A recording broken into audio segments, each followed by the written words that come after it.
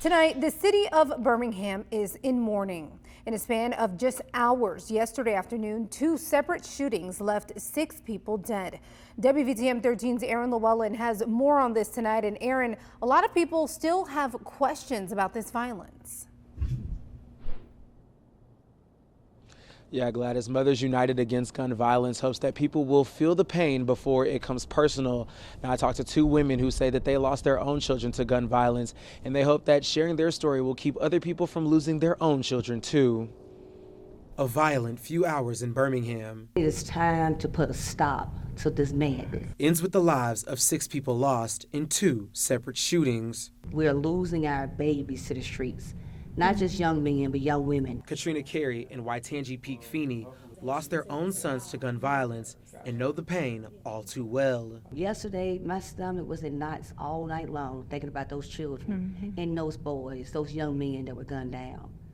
Because, well enough, that was our children. Now they work with Mothers United Against Gun Violence to support other mothers who have lost children. Feeling the pain before it becomes personal. It is becoming personal to all of us, not just the ones who were affected on yesterday. Everybody is hurting. Including Carrie, who has a personal connection to Friday's bloodshed.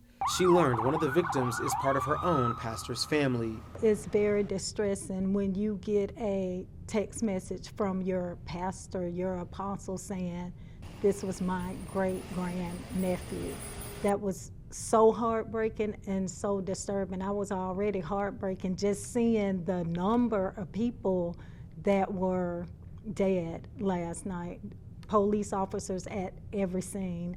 It was heartbreaking. And with no one behind bars yet in connection to either of the murders. Live by the code, you die by the code. These women hope someone will come forward to help these families heal with justice. The communities are going to have to break the silence in order to stop the violence. The violence is going to continue. The killings are going to continue if they continue to keep silent when they know who the killers are. Now, Carrie says that she's coming up on 4 years since she lost her son on February 25th, and Peak Feeney says that her son should be celebrating his 29th birthday on that same day, making this violent weekend that much harder. Live in Birmingham, Ayron Lewallen, WVTM 13.